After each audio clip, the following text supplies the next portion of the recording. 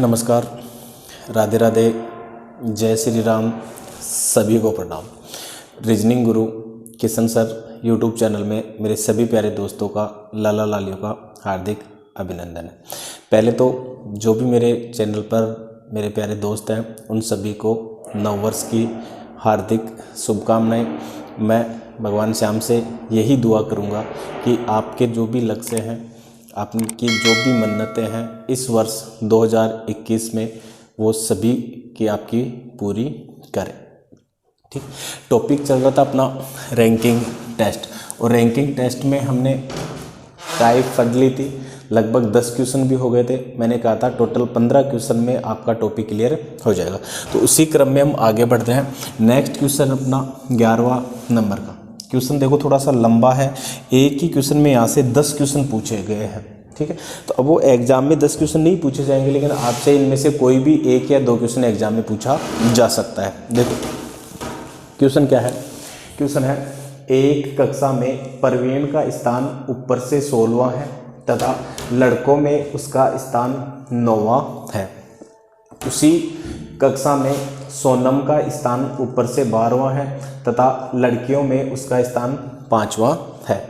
यदि प्रवीण का स्थान नीचे से कुल विद्यार्थियों में 30वां हो एवं कक्षा में 1/3 छात्राएं हो तो बताओ। यहाँ देखो क्या क्या पूछ सकता है। कक्षा में कुल छात्रों की संख्या पूछ सकता है, कक्षा में कुल छात्राएं कितनी हैं ये पूछ सकता है, कक्षा में कुल विद्यार्थी कितने हैं ये पूछा जा सकता है, सोनम से पहले उपस्थित कुल छात्रों की संख्या क्या है ये पूछा जा सकता है, सोनम का लड़कियों में नीचे से स्थान ये पूछा जा सकता है, सोनम का कक्षा में नीचे से स्थान ये पूछ सकता है, सोनम व प्रवीण के मध्य उपस्थित लड़कों की संख्या पूछ सकता है, दोनों के मध्य कुल कितने विद्यार्थी बैठे हैं ये पूछा जा सकता है, और यदि लड़कों में प्रवीण का स्थान नीचे से कौन सा है ये पूछ सकता है, और यदि सोनम और प्रवीण आपस में अपना स्थान परिवर्तन कर लें तो सोनम का लड़कियों में नीचे से कौन सा स्थान हो जाएगा ये पूछा जा सकता है।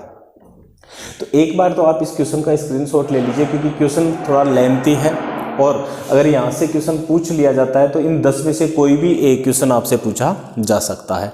तो एक बार क्वेश्चन सॉल्व बाद में करते हैं हम। एक बार इस क्वेश्चन का आप स्क्रीनशॉट ले लें ताकि क्वेश्चन आपके पास ऐसे कैसे मिल जाए।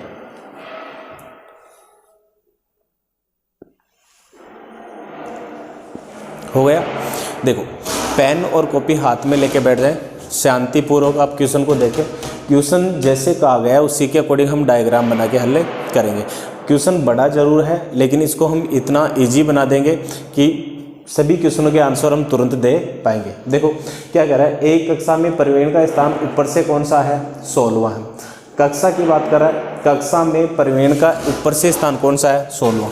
तो अगर मैं ये कक्षा की पंक्ति बना लूँ और कक्षा की ये पंक्ति ऊपर से बात कर रहा है, तो यहाँ ऊपर से ये स्थान हो गया प्रवीण का, ये प्रवीण का ऊपर से स्थान हो गया कौन सा भाई 16वां स्थान हो गया। ठीक है, जैसा क्वेश्चन में कहा है वैसे ही चल रहा हूँ मैं। तथा लड़कों में उसका स्थान कौन सा है 9वां है। अब देखो ये तो कक्षा की बात कर रहा है, तो कक्षा में बॉयज एंड गर्ल्स दोनों होंगे, जबकि यहाँ लड़कों की बात कर रहा है तो लड़कों की एक अलग पंक्ति बनेगी, और लड़कों में प्रवीण का जो स्थान है ये लड़कों की पंक्ति है, और लड़कों में प्रवीण का स्थान कौन सा है 9वां स्थान है किसका प्रवीण का। ये लड़कों की एक अलग पंक्ति बनेगी। कक्षा वाली पंक्ति में तो प्रवीण का है 16वां स्थान, और लड़कों वाली पंक्ति में प्रवीण का 9वां स्थान। उसी कक्षा की फिर से बात कर रहा है, और सोनम दूसरा व्यक्ति ले रहा है का स्थान ऊपर से कौन सा है 12वां। तो देखो कक्षा की पंक्ति ये थी, और इस कक्षा की पंक्ति में 12वां स्थान है किसका सोनम का, मतलब 12वें स्थान पे कौन बैठी है सोनम बैठी है। कक्षा की बात की है। तथा लड़कियों में उसका स्थान 5वां है, तो एक पंक्ति और बन जाएगी, और वो बनेगी किसकी लड़कियों की। ठीक है, गर्ल्स की एक पंक्ति बन गई, और गर्ल्स की पंक्ति में उसका स्थान कौन सा है 5वां स्थान है किसका सोनम का। ठीक है, ये सोनम का कौन सा स्थान हो गया 5वां। देखो क्वेश्चन मैंने पहले ही लिख लिया था, क्योंकि क्वेश्चन काफ़ी लेंथी है और अपने पास इतनी अत्याधुनिक सुविधाएं है नहीं ताकि क्वेश्चन हम सामने ला सकें। तो इस वजह से मैंने क्वेश्चन पहले ही ऐसे लिख लिया था कि आप लोगों का टाइम बच सके, और कम से कम छोटे से छोटे वीडियो में मैं आपको काफ़ी सारा मीटर दे सकूं। तो देखो 3 स्थितियां बन गई, ये कक्षा की पंक्ति है, ये लड़कों की पंक्ति है, और ये सोनम की वाली मतलब लड़कियों की पंक्ति है, और सभी में ऊपर से स्थान दे रखा है, मतलब नीचे से स्थान नहीं दे रखा, तो कुल व्यक्तियों की संख्या हम अभी ज्ञात नहीं कर सकते। आगे कह रहा है यदि प्रवीण का स्थान नीचे से विद्यार्थियों में 30वां हो, यदि प्रवीण का स्थान नीचे से विद्यार्थियों में कौन सा हो भाई, 30वां स्थान हो, तो ये प्रवीण का स्थान हो गया नीचे से कौन सा है, 30वां है। ठीक है, तो कक्षा में तथा कक्षा में 1/3 क्या हो, छात्राएं, मतलब जो कक्षा में 1/3 है वो कौन है, लड़कियां हैं। तो बताओ कक्षा में कुल छात्र कितने हैं, कक्षा में कुल छात्राएं कितनी हैं और कक्षा में कुल विद्यार्थी कितने हैं। तो सबसे पहले हम तीसरे नंबर का क्वेश्चन का आंसर करेंगे, कक्षा में कुल विद्यार्थियों की संख्या। तो देखो यहाँ प्रवीण के कक्षा में 2 स्थान दिए गए, एक ऊपर से भी दे रखा है और एक नीचे से भी दे रखा है। तो प्रवीण के दोनों स्थानों से हम कक्षा में कुल व्यक्तियों की संख्या ज्ञात कर सकते हैं। तो कितनी हो जाएगी, कुल विद्यार्थियों की संख्या, याद करो टाइप फर्स्ट में हमने पढ़ा था, टोटल बराबर लेफ्ट प्लस राइट माइनस 1। तो टोटल यहाँ पे कितना है, लेफ्ट से इसका 16वां स्थान है, प्लस राइट से 30वां स्थान है, और 16 और 30 कितने हो गए, 46, और 46 में से 1 घटाओगे तो कक्षा में टोटल विद्यार्थियों की संख्या कितनी हो गई, 45। तो इसको मैं शॉर्ट में लिख लेता हूँ, आंसर यहाँ कुल विद्यार्थियों की संख्या कितनी हो जाएगी भाई, 45 हो जाएगी। इस प्रकार का क्वेश्चन हम पहले पढ़ चुके हैं। ठीक है, अब फिर कह रहा है कक्षा में कुल छात्र कितने हैं और कक्षा में कुल छात्राएं कितनी है। देखो यहाँ पे आपको कह रहा है लास्ट में कि कक्षा में 1/3 छात्राएं हैं, मतलब टोटल की 1/3। तो यहाँ टोटल कक्षा में विद्यार्थी कितने हैं, 45। तो 45 का 1/3 कितना हो गया, 15। तो टोटल लड़कियों की संख्या कितनी हो जाएगी, 15। लड़कियों की संख्या कितनी हो गई, 15, और 45 टोटल विद्यार्थी हैं, 45 में से 15 लड़कियां हैं, तो लड़के कितने बच गए, 45 माइनस 15 बराबर 30।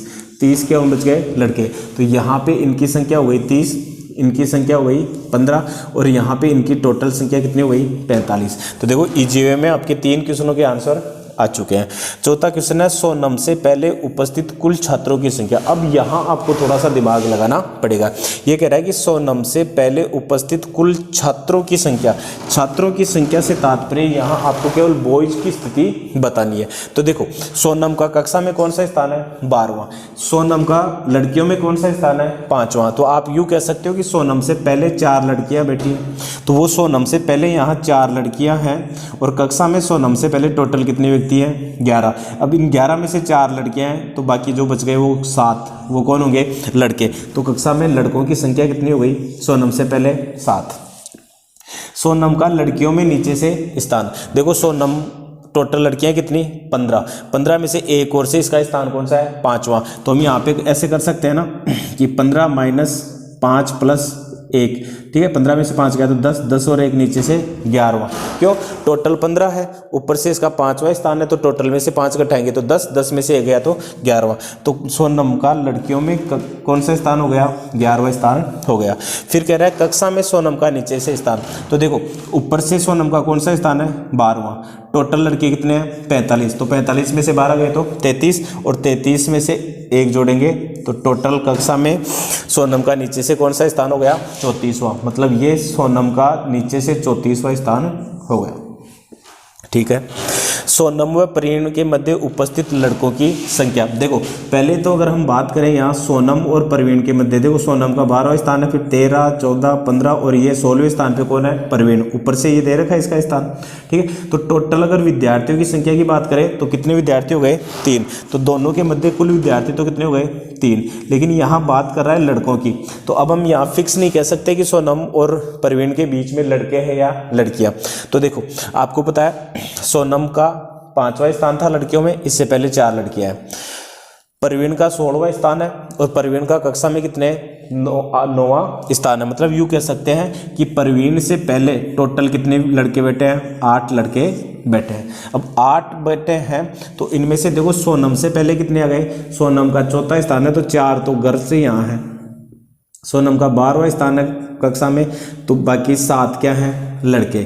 ठीक है, तो 7 लड़के तो 100 नम से पहले आ गए, तो एक यहाँ इन 3 में से एक होगा कि नहीं होगा, बाकी कौन हो जाएंगी, 2 लड़कियाँ। तो यहाँ लड़कों की संख्या है वो कितनी हो गई, 1 हो गई। थोड़ा टफ क्वेश्चन है, यहाँ आपको दिमाग लगाना पड़ेगा। फिर लड़कों में प्रवीण का नीचे से स्थान, टोटल लड़की कितने, 30। एक और से स्थान कौन सा, 9वां। तो 30 माइनस 9 प्लस 1, 30 में से 9 गए तो 21, और 21 में 1 जोड़ोगे तो 22। तो यहाँ इसका स्थान कौन सा हो गया, 22वां स्थान हो गया। ठीक है, लास्ट वाला क्वेश्चन देखो काफ़ी अजीबोगरीब है। यह है यदि सोनम व प्रवीण आपस में अपना स्थान परिवर्तित कर ले। यहाँ सोनम थी और यहाँ प्रवीण था, तो सोनम तो यहाँ आ जाए और प्रवीण यहाँ चला जाए। ठीक है, तो अब देखो सोनम का ऊपर से कौन सा स्थान हो गया, 16वां स्थान हो गया, लेकिन लड़कियों में इसका स्थान चेंज होगा कि नहीं होगा। अब लड़कियों में देखो सोनम से पहले 4 लड़कियां थी, सोनम से पहले कितनी लड़कियां थी 4, एक सोनम खुद थी 5 और यहाँ कितनी लड़कियां हैं 2। ठीक है, तो 4 और 2 6 लड़कियां। अब यहाँ पे जब सोनम यहाँ पे आ गई तो 6 लड़कियां सोनम से पहले इतनी, तो सोनम का कक्षा में कौन सा स्थान हो जाएगा, अब 7वां स्थान हो जाएगा। पहले 5वां था, अब प्रवीण के स्थान पे आ गए तो ये 2 लड़कियों का स्थान और आ जाएगा, तो अब कौन सा हो गया 7वां, तो टोटल 15। ठीक है, तो 15 में से 7 गए तो कितने बचे 8, और 8 में 1 जोड़ोगे तो 9वां। अब सोनम का नीचे से कक्षा में लड़कियों में कौन सा स्थान हो गया, 9वां स्थान हो गया। ठीक है, तो ये क्वेश्चन था आपका, काफ़ी इंटरेस्टिंग क्वेश्चन है, काफ़ी लंबा क्वेश्चन है। अगर मैं इसको एक एक क्वेश्चनों में बढ़ाता तो काफ़ी टाइम लग जाता। यहाँ एग्जाम में कुछ भी पूछा जा सकता है। आपने अगर डायग्राम बना लिया, डायग्राम के अकॉर्डिंग प्रत्येक क्वेश्चन का आप आंसर निकाल रहे हो, तो इजी वे में इस प्रकार के क्वेश्चन हल किए जा सकते हैं। अब देखो 1-2 क्वेश्चन और करते हैं, फिर अपना रैंकिंग टेस्ट वाला जो टॉपिक है वो कंप्लीट हो जाएगा।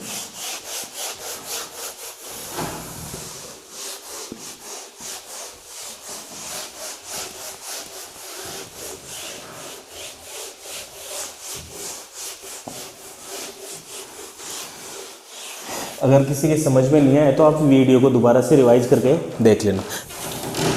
देखो नेक्स्ट क्वेश्चन है अपना 12वां नंबर का। ठीक है, तो ये भी रैंकिंग टेस्ट में पूछा जाता है, इस प्रकार का क्वेश्चन भी आ जाता है। पहली बात तो देखो यहाँ कह रहा है 6 मित्र L, M, N, P और Q और S में से प्रत्येक की ऊंचाई क्या है, अलग अलग। देखिए भाई, जब इस प्रकार के क्वेश्चन आते हैं तो ऊंचाई के अकॉर्डिंग आ सकते हैं, आयु के अकॉर्डिंग आ सकते हैं, भार के अकॉर्डिंग आ सकते हैं, कनिष्ठ, वरिष्ठ, जूनियर, सीनियर, बुद्धिमत्ता के अकॉर्डिंग आ सकते हैं कि कौन बुद्धिमान है, कौन कमज़ोर है। ठीक है, और उनके पास जो धन है, धनाढ़ के अकॉर्डिंग भी स्थितियाँ आ सकती है। तो यहाँ ऊंचाई के अकॉर्डिंग मैंने लिया है, अलग अलग है। एन है, क्यू और पी से लंबा है। तो आपको एक चीज़ ध्यान रखनी है, यहाँ पे जब भी इस प्रकार के क्वेश्चन आए तुलनात्मक स्थिति वाले, तो जो बड़ा है उसको ऊपर की ओर लिखें, जो छोटा है उसको आप नीचे की ओर लिखें। तो देखो एन है वो क्यू और पी से क्या है, लंबा। तो ये एन, ये क्यू और पी दोनों से क्या है, लंबा है। अब क्यू और पी की जानकारी आपको यहाँ नहीं दी गई है, क्यू और पी के बारे में जानकारी नहीं दी गई, तो क्यू और पी को आप दोनों को साथ साथ में लोगे। परंतु एम से क्या है छोटा, कौन, एन। तो एम से छोटा कौन है, एन। देखो परंतु शब्द है वो इन 2 सेंटेंस को जोड़ने का काम कर रहा है। ठीक है, और सेकंड सेंटेंस ऐसी स्थिति में फर्स्ट सेंटेंस के फर्स्ट तथ्य के साथ जुड़ेगा। तो यहाँ एम से छोटा कौन है, एन। तो क्यू और पी ऑटोमेटिक एम से क्या हो गए, छोटे। P सिर्फ Q से क्या है, लंबा। और ये जो P है वो सिर्फ Q से लंबा है। इस लाइन को अच्छे से पढ़ना, सिर्फ Q से लंबा है मतलब बाकी सबसे क्या है, छोटा। तो P है वो सिर्फ Q से लंबा है, बाकी सबसे क्या है, छोटा। तो इसका फर्स्ट स्थान आ गया और इसका दूसरा स्थान आ गया। अब बाकी के जो 2 लोग बचे हैं वो ऊपर कहीं पे भी आ सकते हैं, जबकि S सिर्फ L से क्या है, छोटा। तो S है वो L से छोटा है, तो S आ जाएगा इस स्थान पे। ऊपर से इनका भी 6वां और 5वां स्थान फिक्स हो गया। तो ये 3रे नंबर पे और ये 4थे नंबर पे। इस प्रकार से तुरंत आप इस प्रकार उनको बैठा सकते हो। अब आपको पूछा सबसे लंबा और सबसे छोटा कौन है, तो सबसे लंबा कौन, L, और सबसे छोटा कौन, Q। तो सबसे लंबा तो हो गया L और सबसे छोटा हो जाएगा Q। तो ये आपका क्या हो जाएगा, आंसर।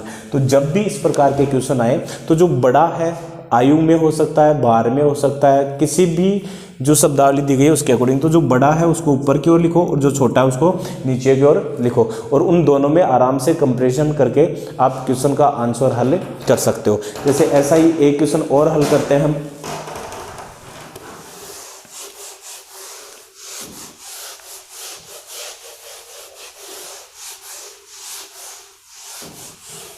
नेक्स्ट क्वेश्चन है अपने 13वें नंबर का। थोड़ा लेंथी क्वेश्चन है इसलिए मैंने पहले ही लिख लिया। क्या कह रहा है, यदि 5 परीक्षार्थी P, Q, R, S एवं T की स्थितियों को उनके संख्यात्मक योग्यता में प्राप्तांकों के बढ़ते हुए क्रम में क्रमबद्ध किया जाए तो T चौथा एवं S प्रथम है, जबकि उनकी स्थितियों को उनके सामान्य जानकारी में प्राप्तांकों के बढ़ते हुए क्रम में क्रमबद्ध किया जाए तो P T का स्थान ले लेता है एवं T Q का स्थान ले लेता है। आर की स्थिति दोनों क्रमों में वहीं रहती है क्योंकि प्राप्तांक एक परीक्षण में सबसे कम और दूसरे में सबसे ज़्यादा है। पी के प्राप्तांक योग्यता में आर से अधिक है। फिर यहाँ से आपको 3-4 क्वेश्चन पूछेगा। देखो अमूमन क्या होता है, स्टूडेंट जब भी इस प्रकार का बड़ा सा क्वेश्चन देखता है उस क्वेश्चन को देखते ही छोड़ देता है कि यार इसको तो हम हल नहीं कर पाएंगे। लेकिन आप लोगों को ऐसा नहीं करना, क्वेश्चन जितना बड़ा होगा उतना ही ईजी होगा। बस रीजनिंग का एक तो मेन यही है कि आप स्टेप बाई स्टेप जैसे क्वेश्चन में कहा गया वैसे आप बढ़ते जाओ, आपके क्वेश्चन का आपका आंसर सामने होगा। आपको कहीं सोचना नहीं पड़ रहा, जो स्थितियाँ क्वेश्चन में दी गई है उसी के अकॉर्डिंग आपका आंसर होगा। तो एक बार इसका स्क्रीनशॉट ले लें। देखो क्या कह रहा है, यदि 5 परीक्षार्थी P, Q, R, S एवं T की स्थितियों को उनकी संख्यात्मक योग्यता में प्राप्तांकों के बढ़ते हुए क्रम में क्रमबद्ध किया जाए तो पहली स्थिति है संख्यात्मक योग्यता। संख्यात्मक योग्यता और बढ़ते हुए क्रम में तो जो बड़ा है उसको ऊपर, तो नीचे से क्रम ले लेंगे 1, 2, 3, 4 और 5। 5 ही व्यक्ति है, 5 क्रम हो जाएंगे कि क्रमबद्ध में क्रमबद्ध किया जाए तो T चौथा एवं S कौन सा है, प्रथम। तो यहाँ T तो है चौथा और S कौन सा है भाई, प्रथम है। तो देखो T और S दो व्यक्तियों के आ गए, जबकि उनकी स्थितियों को उनके सामान्य जानकारी में प्राप्तांकों के, अब दूसरी स्थिति क्या है, सामान्य जानकारी की। दूसरी स्थिति है सामान्य जानकारी। देखो ये तो है संख्यात्मक योग्यता, ये है सामान्य जानकारी, तो इसमें भी वही क्रम होंगे 1, 2, 3, 4 और 5। बढ़ते हुए क्रम में क्रमबद्ध किया जाता है तो P T का स्थान ले लेता है, मतलब जो P है वो T का स्थान ले लेता है। देखो T चौथे नंबर पे था तो यहाँ चौथे नंबर पे कौन आ गया, P आ जाएगा। ठीक है, P T का स्थान ले लेता है एवं T Q का स्थान ले लेता है और T है वो Q का स्थान। तो देखो Q का स्थान आया क्या, इधर नहीं आया, तो T है वो Q का स्थान ले लेगा, मतलब T किसके स्थान पे आ जाएगा, Q के स्थान पे आ जाएगा। थोड़ा सा साइड में आप लिख सकते हो। R की स्थिति दोनों क्रमों में वही रहती है, मतलब R की स्थिति दोनों क्रमों में क्या रहती है, समान रहती है। Q के प्राप्तांक एक परीक्षण में सबसे कम, तो इसमें सबसे कम Q के प्राप्तांक हो सकते हैं क्या, नहीं हो सकते। तो ये बचा, इसमें आ जाएंगे Q के प्राप्तांक एक में सबसे कम तथा दूसरे में सबसे अधिक है। तो अब इसमें सबसे कम आ गए तो दूसरे में सबसे अधिक आ जाएंगे, ये Q के प्राप्तांक आ गए। और अब देखो यहाँ पे ये था T Q का स्थान ले लेता है, तो Q यहाँ पे आ रहा है तो यहाँ कौन आ जाएगा, T आ जाएगा। तो ये स्थिति भी क्लियर हो गई। ठीक है, R इसकी स्थिति दोनों क्रमों में वहीं रहती है, तो ये 3 और 2 नंबर बचे तो यहाँ R आ सकता है। क्योंकि प्राप्तांक एक परीक्षण में सबसे कम और दूसरे में सबसे ज़्यादा है।